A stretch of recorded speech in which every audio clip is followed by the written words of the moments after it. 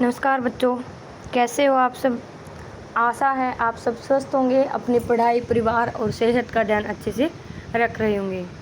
आज हम आपकी 4th यूनिट का 13वां चैप्टर ग्रामीण बस्तियां या रूरल सेटलमेंट्स, ये आपकी लास्ट यूनिट है जिसमें हम रूरल सेटलमेंट्स के बारे में जानेंगे। सबसे पहले ग्रामीण बस्तियों की अर्थ और परिभाषा को जान लेते हैं कि ग्रामीण बस्तियां वो होती हैं जो छोटे से आकार के हों। मानव बस्तियां होती हैं वो जिसके निवासी जल के पास, जंगल या ज़मीन या मेहनत करके आजीविका कमाते हैं। तो प्राइमरी एक्टिविटीज़ इसमें ज़्यादा होती हैं। अगर F.S. हडसन के बारे में बात करें, जिन्होंने डेफिनेशन दी है कि ग्रामीण बस्ती आज से उस बस्ती से है जिसके निवासी अपने जीवन काल के लिए भूमि विदोहन पर निर्भर करते हैं, क्योंकि मोस्ट ऑफ जो एक्टिविटीज़ हैं एग्रीकल्चर या कृषि कार्यों में लगे रहते हैं। अलग अलग जो राइटर हैं उन्होंने अलग अलग डेफिनेशन दी है। विडाल डी लवलास गांव का एक परिवार या वंश जिसमें बहुत सारे लोग इकट्ठे मिलकर रहते हैं। ग्रामीण बस्तियों के प्रकार के बारे में बात करते हैं। पहले भी ये आपने पढ़ा है फर्स्ट सेम में। परीक्षित बस्तियां, न्यायस्थित बस्तियां, अर्धसंहत या अर्ध न्यायस्थित बस्तियां। सबसे पहले डिस्पर्स सेटलमेंट्स के बारे में बात करते हैं। ये बिखरी हुई बस्तियां होती हैं। मैदानी एरिया में तो पास सटी हुई होती हैं, लेकिन अगर पर्वतीय क्षेत्र, पठारी, उच्च भूमि मतलब समतलीकरण नहीं है तो ऐसी बस्तियां आपको डिस्पर्स मिलेंगी। 2-3 घर ही मिलते हैं, दूर दूर घर मिलते हैं। खेत बड़े बड़े होते हैं। कृषि यंत्रों के साथ अपने खेत में आवास में रहते हैं या फिर घरों का प्राय कृषि भूमि का कई बार खाली भूमि अलग करती है। ठीक है। उसके बाद है फॉर्म या गोदाम होता है, जहाँ पे आपके स्टोर हाउस होते हैं। फॉरेन कंट्रीज़ में आपने बड़े बड़े फार्म हाउस देखे होंगे, जहाँ पे लोग वहीं पे आपका निवास क्षेत्र बना लेते हैं। दूर दूर घर होते हैं उनके फार्म हाउसेज में, या फिर वहाँ पे आपका मुर्गी पालन है, डायरी है, पशुपालन है आदि वहाँ पे रखी जाती हैं, जिससे वहाँ की मिश्रित कृषि बनती है। गंगा के मैदान में कृषि के बड़े बड़े फार्म एक दूसरे से दूर बसे हुए हैं। परीक्षित बस्तियों का वितरण भारत में कहाँ पाई जाती हैं?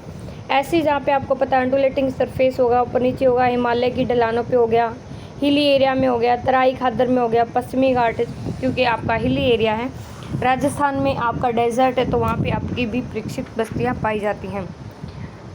इंटरनेशनल लेवल पे बात करूँ, ऑस्ट्रेलिया में, उत्तरी कनाडा में, पश्चिमी संयुक्त राज्य अमेरिका में, न्यूजीलैंड में, इनमें भी बिखरी हुई बस्तियाँ पाई जाती हैं। परीक्षित बस्तियों के गुण व दोष हैं। सबसे पहले गुण ये है कि कृषक अपने परिवार के साथ खेतों में रहते, दिन प्रतिदिन उनमें खेत आने जाने में उनका टाइम वेस्ट नहीं होता।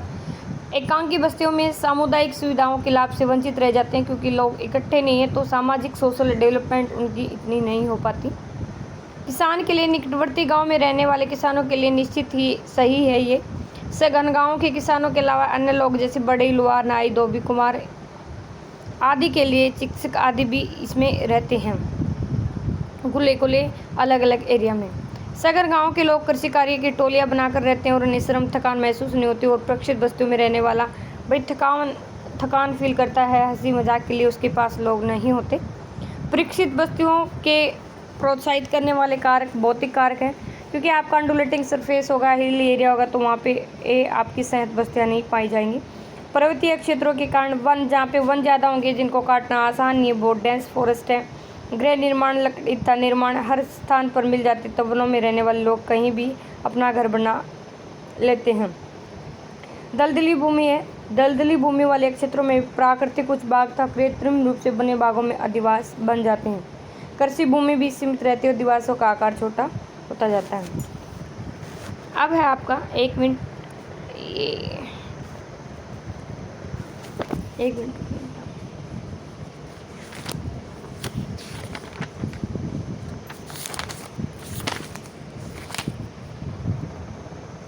फिर आपका जल की प्रचुरता। जल जहाँ भी ज़्यादा पाया जाएगा आपकी कॉम्पैक्ट बस्तियाँ पाई जाएंगी। तो या फिर आपका जो जल है नेगेटिव और पॉजिटिव दोनों ही है। जिन क्षेत्रों में पर्याप्त वर्षा होती है वहाँ स्थलीय और भूमिगत जल पर्याप्त मात्रा में मिल जाता है और कृषक का विवश होकर जल के स्रोत के निकट रहना पड़ता है, तो कृषक अपनी सुविधा के लिए वहाँ पे घर बना लेता है। उसके बाद बाढ़ ग्रस्त मैदानों से बचने के लिए ऊंचाई पे घर बनाए जाते हैं।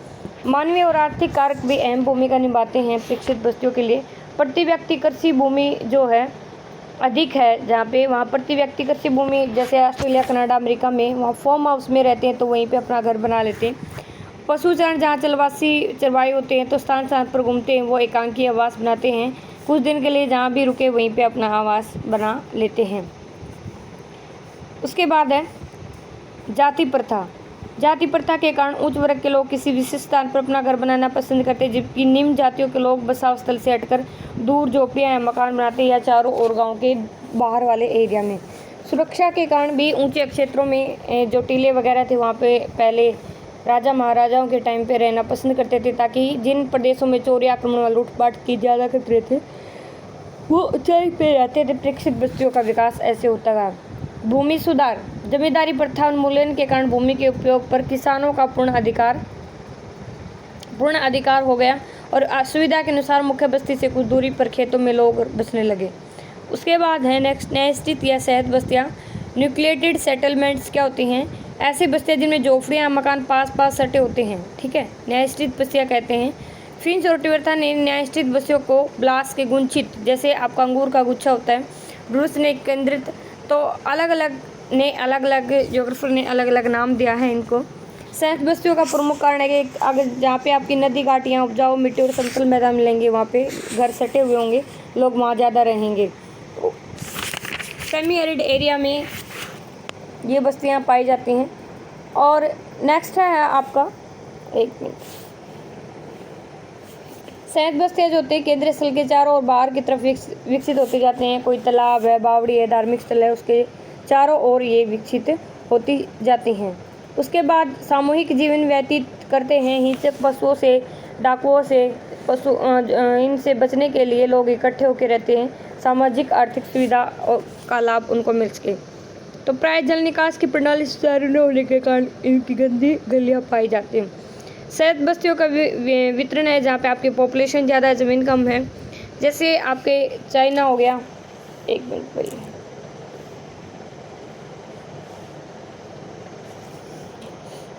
चाइना, थाईलैंड, म्यांमार, क्वांटो, सऊदी अरबिया आदि हैं। और यूरोप में वोल्गा और डैन्यूब नदियों के पास डेंस पाई जाती है। भौतिक कारक अहम भूमिका निभाते हैं न्यायस्थित बस्तियों के लिए। सबसे पहला, समतल भूमि जहाँ होगी वहाँ पॉपुलेशन ज़्यादा होगी, खेत ज़्यादा होंगे, एग्रीकल्चर ज़्यादा होगी। उपजाऊ भूमि जहाँ भी होगी, आपको पता है कृषि कार्य करने के लिए लोग वहाँ पे ज़्यादा होंगे, फॉर एग्जाम्पल गंगा का मैदान, नील नदी। उसके बाद है आपका जल का अभाव। जल का अभाव होने के कारण, जैसे राजस्थान वगैरह के एरिया, एक कुआं होता है, उस कुएं के चारों तरफ लोग बसते जाते हैं और पानी के जितना नज़दीक हो उसके उतना नज़दीक आने की कोशिश करते हैं। तो इस तरह की बस्तियों का मानवीय कारक भी एक अहम भूमिका निभाते हैं। सामूहिक सहयोग के लिए लोग इकट्ठा रहते हैं, एक दूसरों के श्रम व्यवस्थाओं का आदान प्रदान कर सके। भूमि का अपखंडन भी मान लिया पहले क्या है कि भूमि के अपखंडन के अनुसार, भूमि के स्वामित्व के अनुसार भारत कई अन्य देशों के पिता की ज़मीन उसके पुत्रों में बढ़ जाती है, जिससे अपखंडन होता है और छोटे छोटे टुकड़े हो जाते हैं। तो इधर उधर बिखरी रहती है जमीन। आर्थिक दृष्टि से केवल इसे केंद्रीय स्थान पर रहकर भूमि का उपयोग किया जा सकता है। भूमि का स्वामित्व, पहले भूमि का जो स्वामित्व ठाकुरों, जमींदारों के हाथों में होता था, बिचौलियों तक सीमित रहते थे किसान। तो अब लोगों को वार्षिक पट्टे पर ज़मीन दिया जाता था। भूमि से बेदखल उनको जीवन निर्वाह के लिए ज़मींदारों पर निर्भर रहना पड़ता था। लेकिन अब क्या, प्राचीन काल से न्यायस्थित बस्तियों के विकास होने की वजह से लोग थोड़े डेवलपमेंट हुई है, समझदार हुए हैं, अपनी खेती करने लगे हैं। असुरक्षा की भावना, चोर डाकुओं से, आक्रमणों से बचने के लिए लोग एक साथ रहते हैं। वंश संबंध, एक ही वंश के लोग एक साथ रहना पसंद करते हैं, एक ही जाति के। धार्मिक कारणों से भी बहुत सारे लोग इकट्ठे धर्म प्रवृत्तियों के अनुसार रहते हैं। नेक्स्ट है आपका अर्धसंयुक्त अथवा अर्ध न्यायस्थित बस्तियाँ। ये बस्तियाँ हैं पूरी तरह न तो न्यायस्थित हैं, न आपकी पूरी तरह से कॉम्पैक्ट है, न न्यूक्लिएटेड है। तो इसमें ये अप्रवासी मुख्य रूप से कृषक मजदूर होते हैं, काफ़ी समय तक आजीविका कमाने के लिए जो दूर चले जाते हैं, गांव से बाहर चले जाते हैं, तो अर्ध न्यायस्थित बस्तियों का रूप धारण कर लेते हैं। इसके पीछे एक लॉजिक ये है कि मोस्टली इलाके जहाँ अदर इलाकों के भिन्न कारणों से होता है। तो इसी प्रकार आंशिक उर्वर है, अधिक उर्वर है, गहन कृषि है। उपजाऊ इलाकों में शुरू में आकार छोटा था, परंतु बाद में जनसंख्या और के बाद बढ़ जाता है। कई बार बाढ़ आ गई तो वहाँ से जनसंख्या दूर चली गई। गंगा व उसकी सहायक नदियाँ इसका मेन एग्जाम्पल है। पल्ली अथवा पूर्वा बस्तियाँ छोटी छोटी बस्तियाँ होती हैं जिनके घरों का छोटा समूह अथवा व्यक्तिगत घर होते हैं और बिखरी हुई घरों के कारण बस्ती में गलियाँ व अन्य मार्गों का अभाव होता है, जिस कारण इनका आपसी संबंध भी कम होता है। ग्रामीण बस्तियों की स्थिति को प्रभावित करने वाले कारक, affecting factor of location of rural settlements, कौन कौन से? एक तो भौतिक कारक प्रभाव करते हैं, एक मानवीय कारक। ये हम पहले ही कर चुके हैं, बहुत आसान है। जल की उपलब्धता जहाँ भी होगी, आपको पता है कि वहाँ पे आपकी पॉपुलेशन ज़्यादा पाई जाएगी, नदियाँ हैं, झीलें हैं, तो लोग अन्यथा असुविधाजनक स्थानें जैसे दलदल हो गए वहाँ द्वीपों पे गिरे हैं तो नदी किनारे पर बसने के लिए मजबूर करते हैं। अधिकतर जो आपका नम बिंदु बस्तियाँ खाना पीना वस्त्र धोना आदि लाभ प्राप्त करने के लिए पानी के आसपास सिंचाई के लिए उधर रहते हैं। भूमि अथवा धरातल, उबड़ खाबड़ धरातल पे जनसंख्या कम पाई जाएगी। निश्चित बस्तियाँ आपकी जो कॉम्पैक्ट बस्तियाँ प्लेन एरिया में पाई जाएंगी। ब्रुन्स ने अपने शब्दों में कहा कि सघन बस्तियाँ कृषि योग्य भूमि पर विकसित होती हैं। नो डाउट, क्योंकि वहाँ पे एक तो आपका यातायात आसान है, कृषि करने आसान है, एक आपका यंत्रीकरण आसान है, वहाँ इजी टू यूज होता है। उच्च भूमि वाले क्षेत्रों में आपकी पॉपुलेशन कम पाई जाती है, जो पाई जाती है वो घाटियों में पाई जाती है। नदी घाटी के निम्न भाग में जो आपकी बस्तियाँ हैं हमेशा नदी वेदिकाओं या तटबंधों पर ही पाई जाती हैं। ये ड्राई बिंदु होते हैं। उष्णकटिबंधीय देशों दलदली क्षेत्रों में निकट लोग अपने मकान स्तंभों पर बनाते हैं। आपको ये दिख भी रहा होगा, इसमें अच्छे से दिख रहा है, अपनी बुक में देखिए कैसे स्तंभों पर मकान बने हुए हैं, ताकि वहाँ पे ड्राई पॉइंट देखा जाता है कि बाढ़ उनके यहाँ ना आ सके। जियोलॉजिकल स्ट्रक्चर भी एक अहम भूमिका निभाता है, क्योंकि खनिजों के वितरण द्वारा बस्तियाँ प्रभावित होती हैं। जिन स्थानों पर खनिज पाए जाते हैं, श्रमिक बसने की वजह से ग्रामीण और नगरीय बस्तियाँ बस जाती हैं। इसका सबसे ज्वलंत उदाहरण ऑस्ट्रेलिया प्रायद्वीप बाट में पाए जाने वाले अलास्का व ग्रीनलैंड है। मृदा जहाँ पे अच्छी पाई जाएगी वहाँ पे आपकी नदी घाटियाँ वगैरह होंगी, क्योंकि जलोढ़ जो होती हैं काप मिट्टी होती है, नदियों द्वारा बिछाई जाती है, वहाँ पे सघन बस्तियाँ होंगी। जैसे गंगा यमुना दोआब बहुत आपकी डेंस पॉपुलेटेड वहाँ पाई जाती है। वर्षा ऋतु में प्राय यहाँ बाढ़ आ जाती है। दक्षिण भारत की पथरीली मिट्टी आपको पता है उपजाऊ नहीं है, कम उपजाऊ है, तो वहाँ पे आपकी पॉपुलेशन कम पाई जाएगी। बस्तियाँ कम पाई जाती है जैसे कश्मीर, नेपाल, भूटान आदि हिमानी बस्तियों का यहाँ पे विस्तार है। आप जहाँ पे मिट्टी अच्छी होगी, क्लाइमेट अच्छा होगा, ना ज़्यादा गर्मी है ना ज़्यादा ठंड है, वहाँ पे आपकी पॉपुलेशन ज़्यादा पाई जाएगी।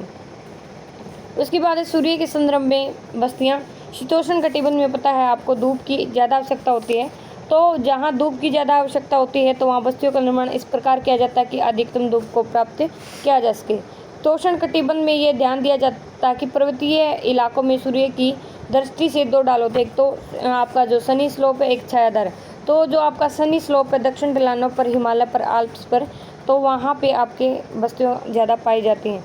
प्राकृतिक वनस्पति पर निर्भर करती है, भी घास स्थल हैं, चरागाहें हैं, जहाँ पे पशुओं को चरा सके, वहाँ भी आपकी बस्तियाँ ज़्यादा पाई जाएंगी। गृह निर्माण की सामग्री अलग अलग है, कहीं लकड़ी पत्थर से बनाया जाता है, कहीं सीमेंट से बनाया जाता है, कहीं आपकी लकड़ियों से बनाया जाता है। चीन के लोएस क्षेत्र में निवासी कंदराओं से मकान बने, अफ्रीका में स्वान में कच्ची ईंटों से, अलग अलग इलाकों में अलग अलग प्रकार के। मानवीय कारक भी एक अहम भूमिका निभाता है। मानवीय कारक में सामाजिक सांस्कृतिक कारक, मानवीय स्वभाव, वो कहाँ रहना चाहता है, परिवार के अनुसार, जाति के अनुसार, धर्म के अनुसार, जातीय परंपराएं होगी, जैसे गाल, जर्मन, स्लाव आदि जातीय बस्तियों की विभिन्नताओं के कारण जातीय भिन्नताएं हैं, जिससे लोग अपनी ही जाति में के लोगों के साथ रहना ज़्यादा प्रेफर करते हैं। हरियाणा के ग्रामीण इलाकों में जातियाँ निवास करते हैं, उनके समुदाय होते हैं, जैसे जाट, ब्राह्मण, बनिए, अहीर, गुज्जर, ये अपनी जाति अपनी कम्युनिटी में रहना पसंद करते हैं। सहकारिता आंदोलन से ग्रामीण बस्तियों में विकास में बड़ी सहायता मिली, इससे कृषि पद्धति में परिवर्तन आया। रूस भारत में सहकारिता के कारण बड़ा स्थान। बहुत से क्षेत्रों में कम वर्षा होती है तो वहाँ सिंचाई की आवश्यकता है। सिंचाई साधनों के लिए बड़े पैमाने पर कृषि नहीं जुटा पाता तो सहकारिता की आवश्यकता होती है। प्रवास के कारण भी यूरोप में जनसंख्या का दबाव बढ़ गया है। बड़ी जनसंख्या में यूरोपीय उत्तर अमेरिका, ऑस्ट्रेलिया व न्यूजीलैंड की तरफ प्रवास करें। उपनिवेश कहा है कि यूरोपीय जातियों में प्रवास के साथ अफ्रीका ऐसे बहुत से भागों में अपने उपनिवेश स्थापित हैं। भारत की काफ़ी लंबे से ब्रिटेन से उपनिवेशिक रहा है, तो बहुत सारी रीजन है। अभी हम ग्रामीण बस्तियों के प्रतिरूप करेंगे कि किस किस प्रतिरूप के किस प्रकार पाया जाता है। रेल के किनारे सीधी पाई जाती है, रेखिक पाए जाएंगे। नहर के किनारे भी रेखिक पाए जाएंगे। नदी के किनारे आपके ये आपको दिख रहा है, समुद्र के किनारे आपको दिख रहा है कि रेखिक बस्तियाँ कहाँ पाई जाती हैं। और चौक पट्टी जहाँ पे आपका एक दूसरे को क्रॉस करता है, ऐसे यहाँ पे चौक पट्टी पाई जाएगी। जहाँ एक दूसरे को काटते चौराहा बनता है। आयताकार प्रतिरूप बस्तियाँ यहाँ पे होती हैं। आयताकार जो रेक्टेंगुलर बोलते हैं, आयत की आकृति की होते हैं। ये प्रतिरूप समतल अक्षेत्रों, चौड़ी अंतरा पर्वतियों, इनमें सड़कों का विनाश, बिछाव आयताकार एक दूसरे को समकोण पर काटता है। इसमें आपको दिख रहा होगा। और ये प्रतिरूप क्या होता है कि जिस ग्रामीण अधिवास से दिशाओं में कच्चे पक्के मार्ग या एक क्षेत्र से अलग अलग दिशाओं में मार्ग से ऐसे निकल रहे, तो वहाँ से यहाँ पे लोगों की बस्ती बन गई, यहाँ भी बन गई, इसके आसपास लोग बसते जाते हैं। तारा प्रतिरूप, क्रॉस प्रतिरूप क्या, गांव के उस स्थान पर जहाँ पे एक दूसरे को वो क्रॉस करते हैं, समकोण बनते हैं। तारा प्रतिरूप, आर्य प्रतिरूप और तारा प्रतिरूप में ये डिफरेंस है कि आपका एक में जा रहा है, एक में आ रहा है। आर्य प्रतिरूप के विभिन्न दिशाओं से कच्चे मार्ग आकर मिलते हैं। ये तो बाहर से आके ऐसे मिल रहे हैं और ये यहाँ से ऐसे जा रहे हैं, इसमें आ रहे हैं, इसमें जा रहे हैं, सिर्फ यही डिफरेंस है। तारानुमा हो जाता है। नवीन विकसित प्रतियों जो बस्तियाँ हैं उससे अधिवासों की स्थापना सड़क मार्गों से बाहर की तरफ बढ़ती जाती है। आपकी एक मान लिया यहाँ पे एक सड़क जा रही है और यहाँ पे दो नदियाँ आके मिल रही हैं, तो ये आपका ट्रायंगल बन गया। ग्रामीण अधिवास बाहर की ओर प्रसार होती है नदियाँ। अब एक आपका सड़क ये गई, ये गई, ये गई, वृत्ताकार किसी नदी, झील, तालाब के चारों ओर जब कई दिशाओं में निकल जाती सड़कें, वहाँ पे लोग बसते हैं। अर्ध वृत्ताकार कोई नदी है और ऑक्सबॉल एक बनाती है, गोखुर बनाती है, वो ऐसे करती हुई चलती है, तो इस इलाके में जब बस गए तो अर्ध वृत्ताकार नदी का निर्माण होगा। उसके बाद तीर प्रतिरूप क्या होता जाएगा। तीर प्रतिरूप है इस प्रकार के अधिवास में अंतरीप के सिरे या नदी के नुकीले मोड़ पर होता है। इस प्रकार का ग्रामीण अधिवास आगे भूमि के संकरे होने के कारण संकरे बसे होते हैं, ठीक है, ऐसे। ये दक्षिण भारत में इस प्रकार के कन्याकुमारी क्षेत्रों में, बिहार राज्य में इस प्रकार के प्रतिरूप पाए जाते हैं। निहारिका प्रतिरूप, निहारिका जो प्रतिरूप है वो आपका ऐसा होता है कि निहारिका से मिलता जुलता रूप है कि गांव की सड़कें वृत्ताकार रूप में ऐसे गोल गोल गोल गोल घूमते हुए आते हैं और छोटे मार्ग में चेंज हो जाते हैं। सीढ़ी नुमा, टेरेस नुमा आपके हिली क्षेत्रों में पाया जाता है। आपको पता है यहाँ पे ऐसे अप एंड डाउन होते हैं, सीढ़ी नुमा खेत होते हैं, तो उनमें इस प्रकार के प्रतिरूप पाए जाते हैं। फिर है आपके सुस्ट्रिंग प्रतिरूप। सुस्ट्रिंग क्या है कि गांव किसी नदी के प्राकृतिक तटबंध अथवा समुद्री तटीय कटक से बसे हुए हैं, तो कटक शिखर पर बनी हुई सड़कों के किसी मकान बन जाते हैं और इसको तीव्रता ने सुस्ट्रिंग के नाम से जाना जाता है। ये आपकी हिमालय नदी है और नदी में यहाँ पे तटबंध है, ठीक है।